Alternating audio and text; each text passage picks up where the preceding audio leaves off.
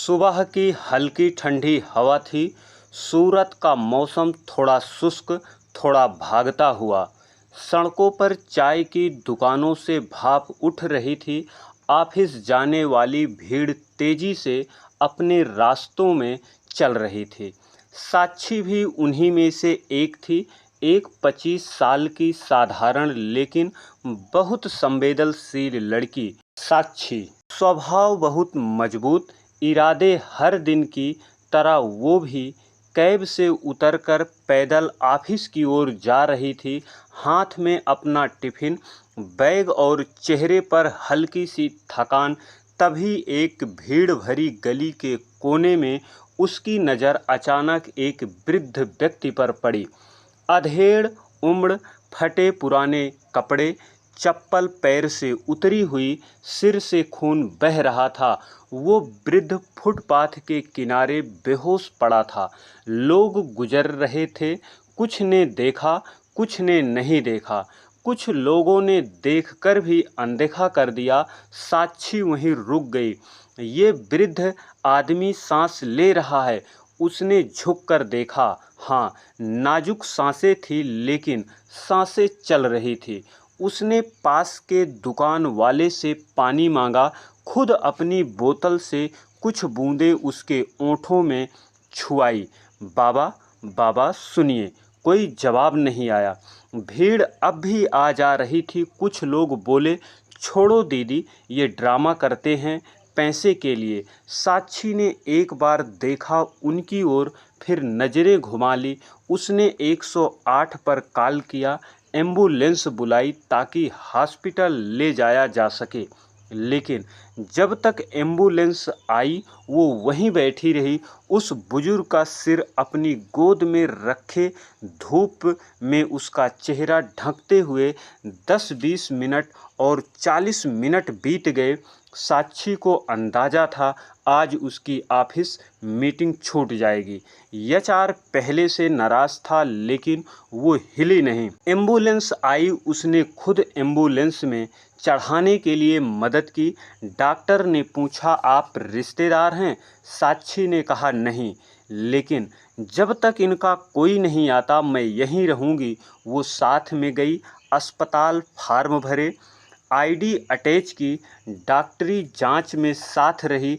Doctor ने कहा गंभीर हालत है लेकिन सही समय पर लाया। 1.5-2 घंटे लेट हो जाता तो। साक्षी ने हल्की सी सांस ली। अस्पताल की घड़ी पर नज़र डाली, 11:45। उसने तुरंत अपना फ़ोन देखा, 15 मिस्ड कॉल। ऑफिस। साक्षी भागते हुए ऑफिस पहुंची, चेहरे पर धूप, पसीना, चिंता। एचआर ने उसे देखते ही कहा, साक्षी तुम जानती हो आज कितनी ज़रूरी मीटिंग थी?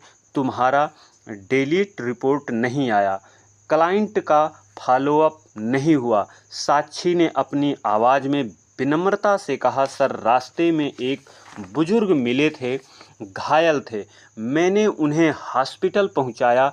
हमारे पास बहाने सुनने का वक्त नहीं है। You are terminated with the media effect. उसका दिल बैठ गया।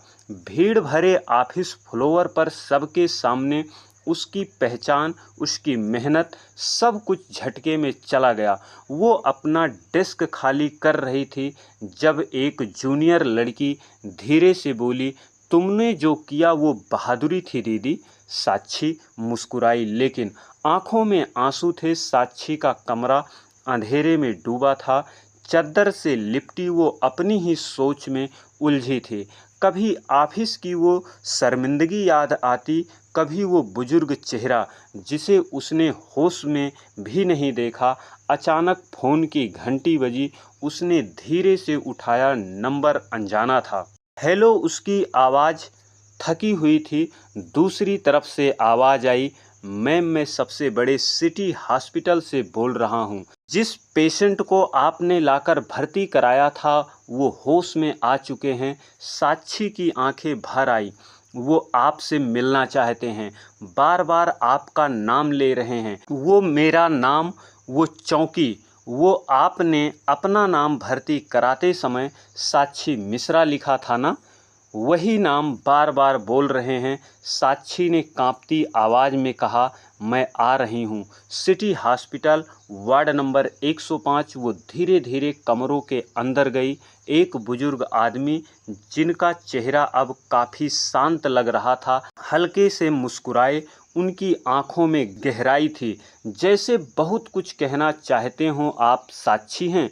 उन्होंने पूछा। साक्षी ने धीरे से अपना सिर हिलाया। बेटा, तुमने मेरी जान बचाई है। अगर तुम ना होती तो शायद अब तक मेरा शरीर मुर्दा घर में होता। साक्षी कुछ बोल नहीं पाई, बस आंखें आंसुओं से भीग गई। मैंने सुना तुम्हें नौकरी से निकाल दिया गया। उसने तिरछी नज़रों से जवाब दिया, हाँ। वो चुप रहे, फिर धीरी आवाज़ में बोले, कभी कभी भगवान सबसे बड़ी परीक्षा के बाद ही सबसे बड़ा इनाम देता है। अगले दिन सुबह साक्षी के दरवाजे पर तेज हॉर्न की आवाज़ आई। वो चौंक गई। झांक कर देखी, एक चमचमाती कार गली के बाहर खड़ी थी। ड्राइवर ने दरवाज़ा खटखटाया। मैम, सर ने आपको बुलाया है। कौन सर? साक्षी ने पूछा। ड्राइवर मुस्कुराया। आप चलिए तो सही, आप जान जाएंगी। वो उलझन में थी, लेकिन दिल ने कहा चलो। जब कार रुकी, साक्षी के होश उड़ गए। ये वही बिल्डिंग थी जहां देश की प्रतिष्ठित कंपनी का मुख्य कार्यालय था। वो सोच भी नहीं सकती थी उसका कोई रिश्ता इस इमारत से हो सकता है। कार रुकते ही दरवाज़ा खुला। एक शालीन सूट बूट पहने सज्जन बाहर आए। मिस मिश्रा, मैं अंकेश जायसवाल हूँ, उस बुजुर्ग का बेटा जिसे आपने सड़क पर देखा था। साक्षी ने उन्हें नमस्ते किया। वो थोड़ी संकोच में थी। मेरे पिता ने कहा, जो लड़की इंसानियत के लिए अपनी नौकरी छोड़ सकती है, वो इस कंपनी के लिए अमूल्य होगी। वो थोड़ी चुप रही, फिर धीमे से पूछा, आपके पिताजी कौन हैं? अंकेश मुस्कुराए। श्री करमवीर जायसवाल हमारे ग्रुप के चेयरमैन। उन्होंने ही ये कंपनी बनाई थी, पर अब ज़्यादा बाहर नहीं जाते। साक्षी और उन्होंने कहा, आपको सिर्फ नौकरी नहीं, ज़िंदगी का वो सम्मान देना है जो आप रिजर्व करती हैं। कुछ ही दिनों में साक्षी की ज़िंदगी पूरी तरह बदल चुकी थी। जहां कभी ऑफिस में उसे दरवाजे के पास खड़ा रखा जाता था, अब लोग उसके लिए दरवाज़ा खोलते थे। जहां पहले उसकी आवाज़ अनसुनी की जाती थी, अब लोग उसकी सलाह के बिना कोई फैसला नहीं लेते थे। लेकिन उस चमक में भी कोई चेहरा नहीं भूल पाई उस मैनेजर का जिसने उसे नौकरी से निकाला था। पर वो केबिन जहां उसकी सारी मेहनत मिट्टी में मिला दी गई थी। एक दिन कंपनी के मुख्य कार्यालय में एक बड़ी मीटिंग बुलाई गई। सभी सहयोगी कंपनियों के अधिकारी, मैनेजर और सीईओ तक बुलाए गए थे। साक्षी को भी मंच पर बुलाया गया। विषय था कर्मचारी मूल्यों और नैतिकता। मुख्य अतिथि के रूप में श्री करमवीर जायसवाल खुद मौजूद थे, जिनकी जान साक्षी ने बचाई थी। लोगों की नज़रें एक एक करके मंच की ओर उठी और तब मंच संचालक ने कहा, आज की विशेष अतिथि जिनकी इंसानियत इन कंपनी के मूल्यों से भी ऊपर निकली, हम सबके सामने हैं साक्षी मिश्रा। पूरा हाल तालियों से गूंज उठा। साक्षी ने धीरे से माइक उठाया। उसकी आवाज़ कांप रही थी, लेकिन आंखें दृढ़ थी। कुछ समय पहले मैंने एक घायल इंसान की मदद की थी। उस दिन मैंने सोचा मेरी नौकरी गई, मेरा भविष्य गया, पर आज मैं यहाँ हूँ क्योंकि किसी की जान बचाना कभी नुकसान नहीं होता। लोगों की आंखें नम थीं। फिर अचानक मंच के सामने वाली लाइन से किसी ने सिर झुका लिया। वो था वही मैनेजर जिसने बिना कुछ सुने साक्षी को बाहर निकाल दिया था। ब्रेक के बाद कॉरिडोर में एक मुलाकात को मैनेजर ने धीरे से साक्षी के पास आया। साक्षी, मैं शर्मिंदा हूँ, उस दिन तुम्हारी बात सुने बिना फैसला किया। साक्षी ने शांति से कहा, आपने उस दिन मेरी इंसानियत को नौकरी से कम समझा, आज वो इंसानियत मेरी पहचान बन गई।